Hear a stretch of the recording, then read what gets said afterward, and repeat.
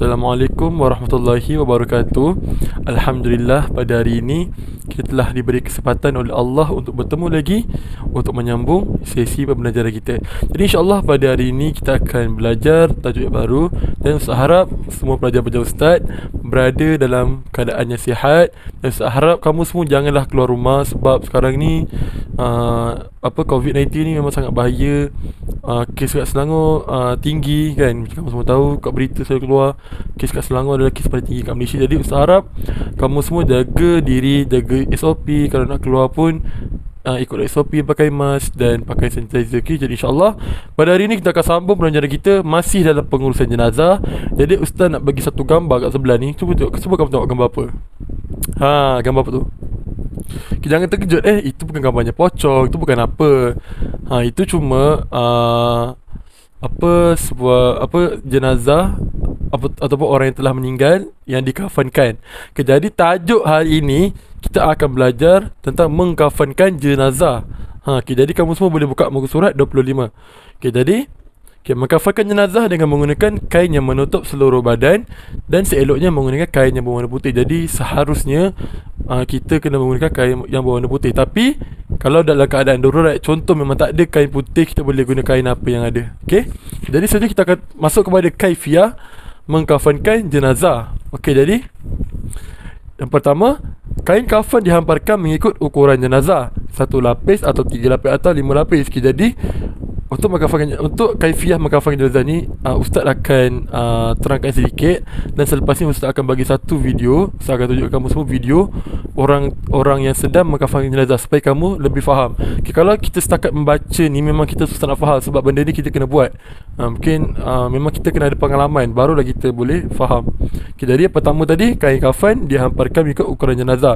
Kalau badan jenazah tu besar, tinggi ke, kain pun kena besar. Kalau badan jenazah tu kecil, pendek, kena dah kecil, kena ikut ukuran. Yang kedua, digalakkan menutup tempat-tempat tertentu dengan kapas. Menutup tempat-tempat tertentu seperti yang kita selalu nampak, hidung. Ada lagi macam tak salah Ustaz, telinga kot.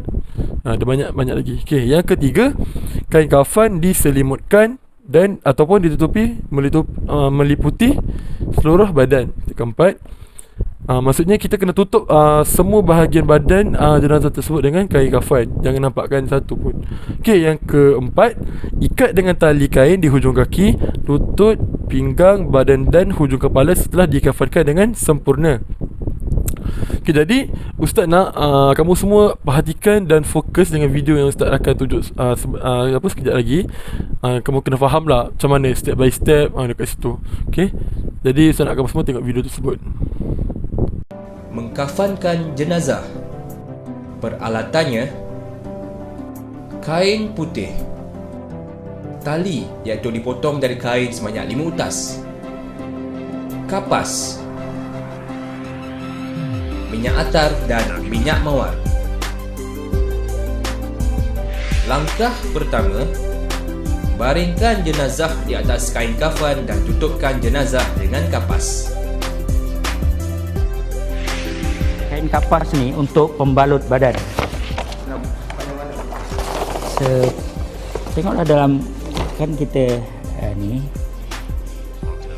Ni tangan kan. Kan ni.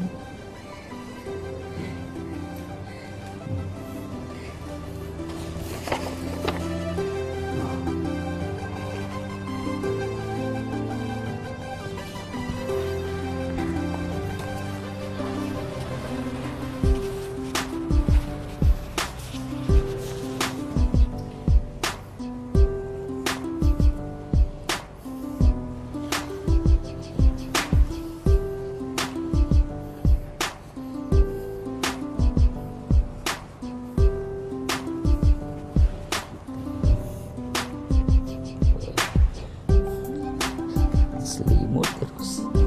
Ada lagi.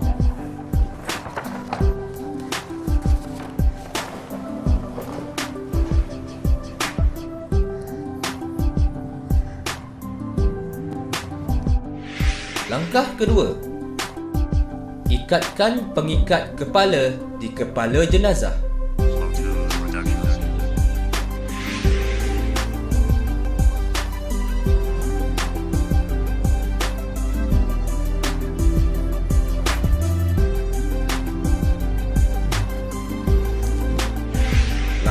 ketiga, pakaikan jenazah dengan baju yang telah disediakan.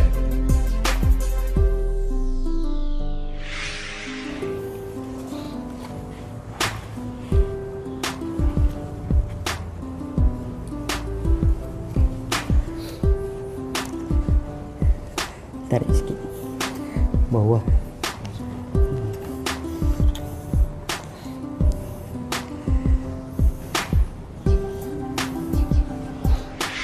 Langkah keempat, kain kafan diselimutkan dari lembar yang paling atas hingga yang paling bawah, satu persatu.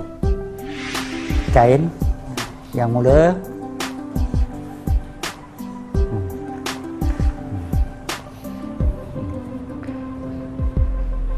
kiri ke kanan.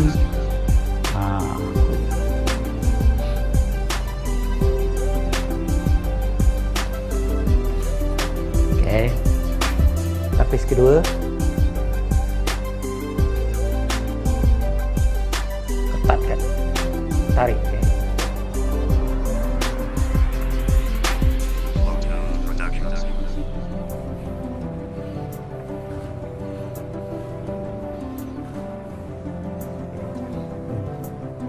Sekali kan ya.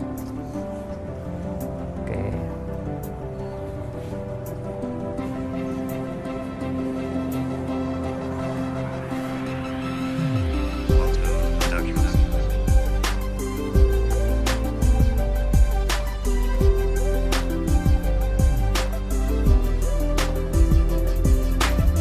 Tarik.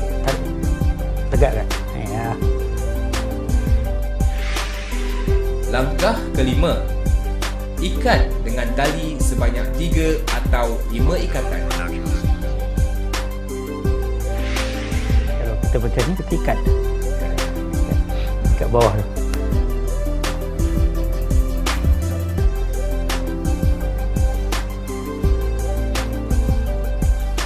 Jangan ikat mati. Ke sini dia punya simpul dia mati dia.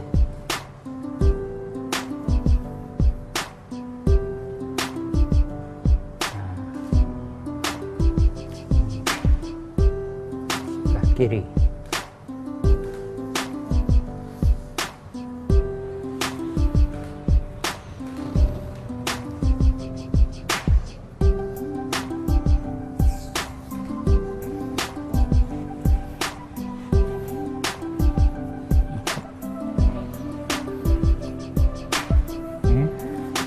Okey.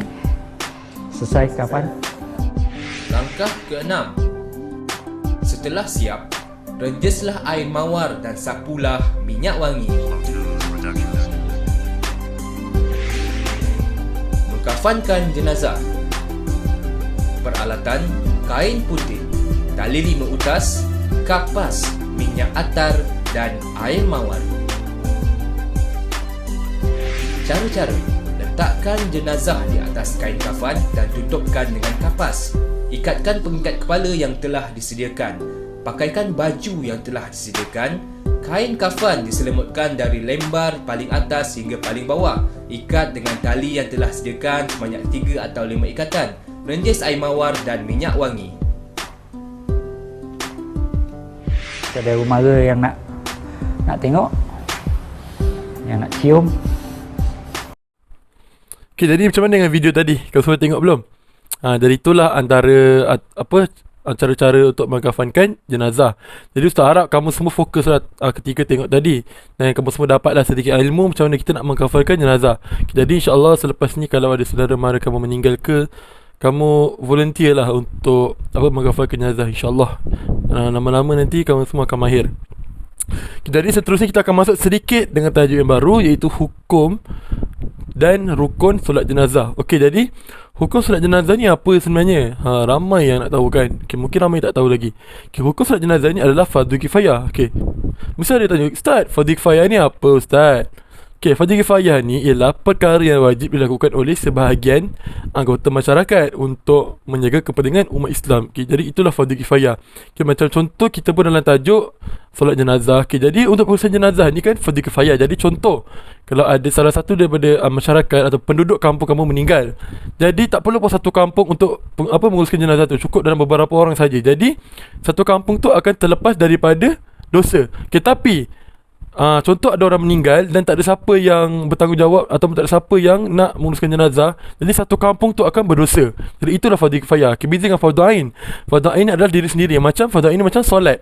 Solat tu adalah fardu ain, kewajipan diri sendiri. Dia bukan macam fardu kifayah. Okay, jadi seterusnya haram menyembahyangkan jenazah orang kafir. Jadi orang kafir ni memang kita tidak diwajibkan untuk sembahyang, jadi dan hukumnya berdosa. Okay, seterusnya kita tengok kepada rukun solat jenazah. Okay, yang pertama niat. Okay, kamu semua kena ingat, niat ni adalah perkara yang mula kita akan buat. Semua perkara yang kita buat akan dimulakan dengan niat. Kita nak makan pun kita kena niat. Kita nak buat sesuatu, nak kerja, kita nak buat sesuatu pun kita kena mulakan dengan niat. Yang kedua, kena berdiri betul. Berdiri betul maksudnya dengan menghadap kiblat. Jangan pula menghadap tempat lain pula. Dah elok menghadap kiblat, kamu menghadap tempat lain, kan dia tak sah nanti solat tu. Okay, yang ketiga, takbiratul ihram dan membaca Al-Fatihah. Okay, ini untuk rakaat pertama. Seterusnya takbir dan membaca selawat. Okey, ustaz ingatkan, untuk solat jenazah terdapat 4 rakaat. Yang pertama takbir dan baca Al-Fatihah. Okay, yang kedua takbir dan membaca selawat. Yang ketiga takbir dan membaca doa untuk jenazah. Yang keempat takbir dan membaca doa untuk umat Islam dan memberi salam. Okay, jadi itu adalah rakaat dan juga termasuklah dalam rukun solat jenazah tersebut. Okay, jadi sampai sini sajalah pembelajaran kita pada hari ini. Jadi ustaz harap kamu semua faham apa yang ustaz ajarkan pada hari ini. Jadi untuk kesimpulannya, pada hari ini kita dah belajar macam mana kita nak mengkafankan jenazah, dan ustaz pun dah tunjuk pun videonya. Jadi ustaz harap kamu faham. Dan kedua, kita dah belajar tentang hukum solat jenazah ni. Hukum solat jenazah ni adalah apa? Hukum solat jenazah ni adalah fardu kifayah. Dan seterusnya kita dah tahu tentang rukun solat jenazah ni. Jadi apa yang baik tu semua datang daripada Allah Ta'ala, dan apa yang kurang tu semua datang daripada diri ustaz sendiri. Sekian, wabillahi taufiq wal hidayah. Wassalamualaikum warahmatullahi wabarakatuh.